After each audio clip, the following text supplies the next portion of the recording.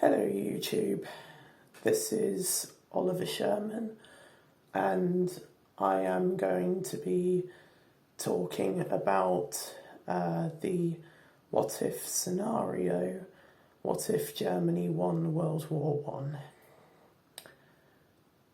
In case you are wondering why my channel name is Oliver Sherman 2, I have another channel called Oliver Sherman, where I also discuss alternate history and real history topics. Unfortunately though, I will only be uploading new videos onto this channel as my previous channel had a slight crash. So I cannot upload anything onto there anymore. So yeah, here it goes. Let's set the scene. It is 1914. Archduke Franz Ferdinand is taking his trip through Sarajevo in Serbia. The war starts out exactly the same as it would have done in our timeline. The Archduke gets shot, the alliances declare war on each other, and everyone goes to the front lines. The tactics are slightly changed, however.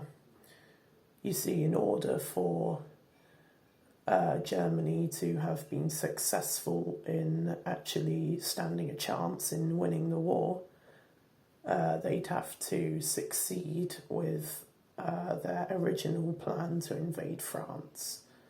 This was known as the Schlieffen Plan. The original plan was to invade through Belgium, hopefully not grabbing the attention of the British along the way, swiftly crush the French army and take Paris. Of course, as we all know, this didn't happen. The Germans violated Belgian neutrality due to their invasion. This annoyed the Brits, so they declared war on Germany in retaliation, and they got involved.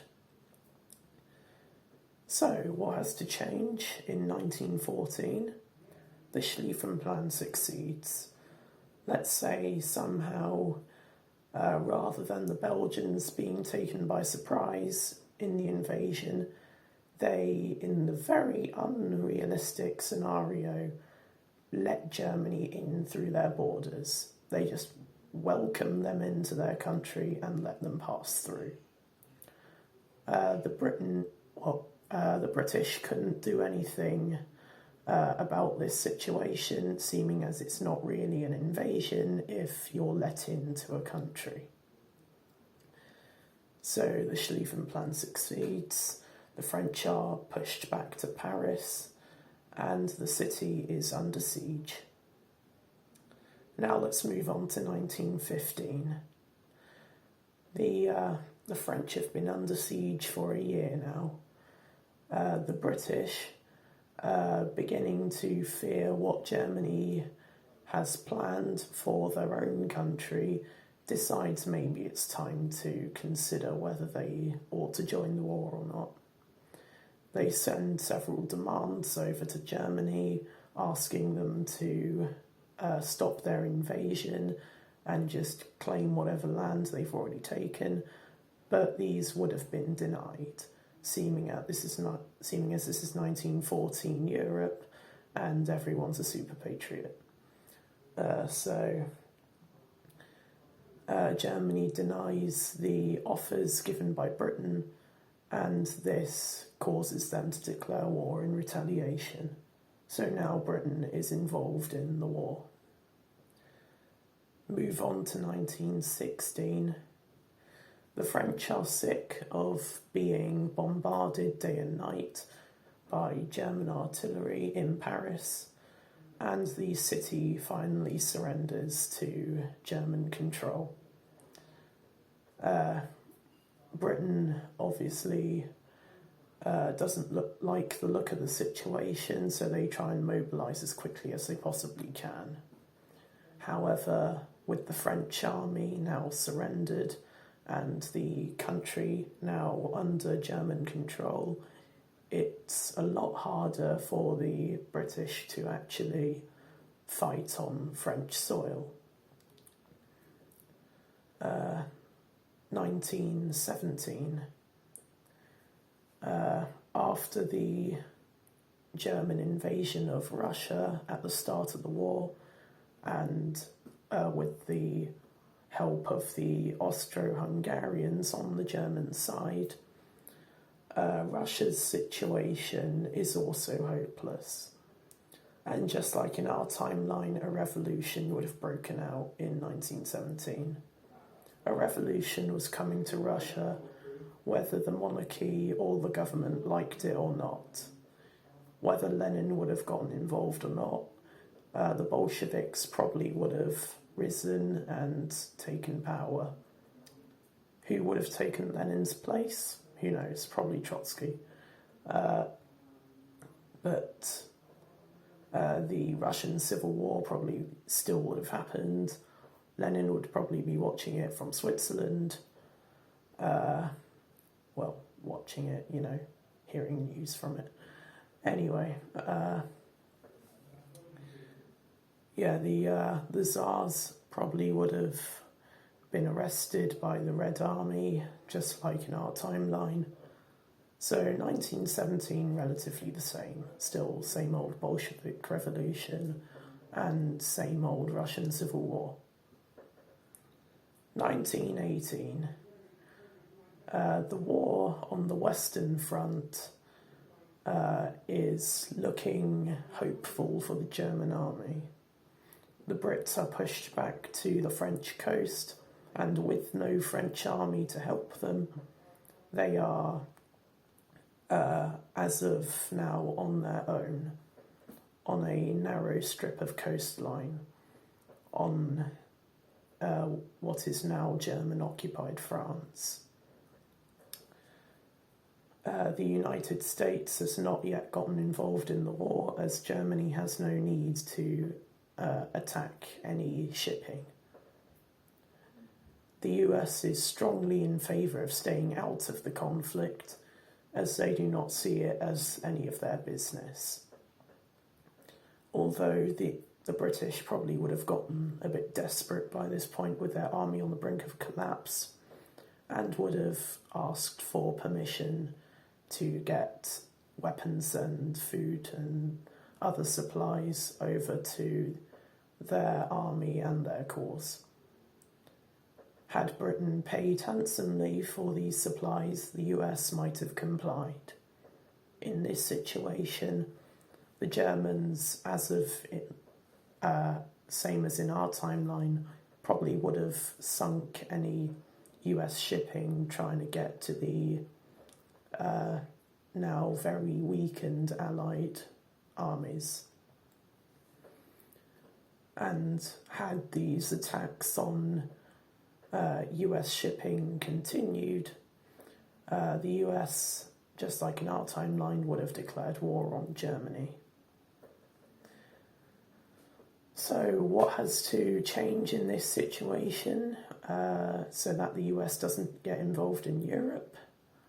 Well, the original plan in our timeline was for Germany to send a letter to Mexico in order to get them to attack the US. Although this letter never reached Mexico, because the British Navy pursued the ship carrying the letter and showed it to the US. This also strengthened the American resolve to go to war with Germany. Although with all the Navy being focused on their now dying armies on the French coast, there wouldn't have been that many ships able to intercept this letter heading to Mexico. And had this offer arrived to the Mexican government, there is a possibility that Mexico could have gone through with attacking the US. So let's say in this alternate 1918, Mexico attacks the United States. Now that Mexico has surprise attacked the US, they have no choice but to focus all their troops and efforts onto their Mexican front. So now that American troops can't arrive in Europe, the British Army has no choice but to pull out of France. Now there is no longer any opposition on the European mainland against the German army. With the West secured, the Germans would focus all their efforts on what remains of the Russian army. With the Russians already at the start of a civil war, they would have been absolutely hopeless against a German invasion. The year is now 1919. Final peace in the West has been reached. Unlike in our timeline where the Treaty of Versailles was signed, it would have been signed probably in a German city to commemorate the German victory, probably Berlin or somewhere like that. Let's say the Treaty of Berlin is signed in mid-1919. The Allies are forced to give up territories in Africa, North America, and so on. And the British and French armies are forced to lower their manpower and army to just a few hundred, maybe a few thousand men. The Americans, who are still fighting on the Mexican front, also have to surrender to Germany. And as a result, they also have to surrender to Mexico. So the US is now split between two nations. The Germans controlling a half of the US and the Mexicans controlling another half. Where these halves would be split, I don't know. Probably north and south, something like that. Germans controlling north, Mexicans controlling south, who knows.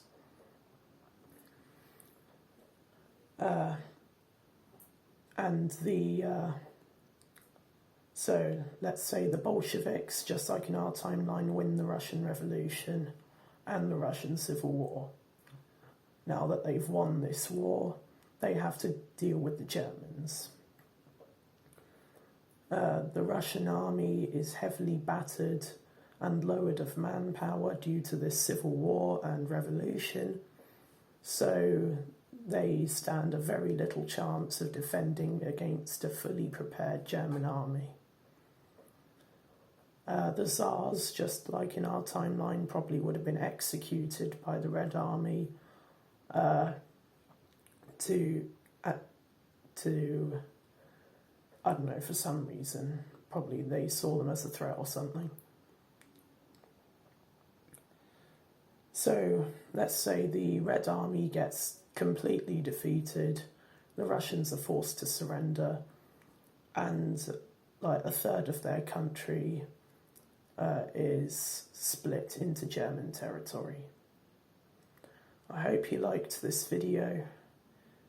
Sorry if this was a bit generalised. I only really make videos 10 minutes long, so I was pushing it with this time today. Like, comment and subscribe, and I will see you all in my next video. Goodbye.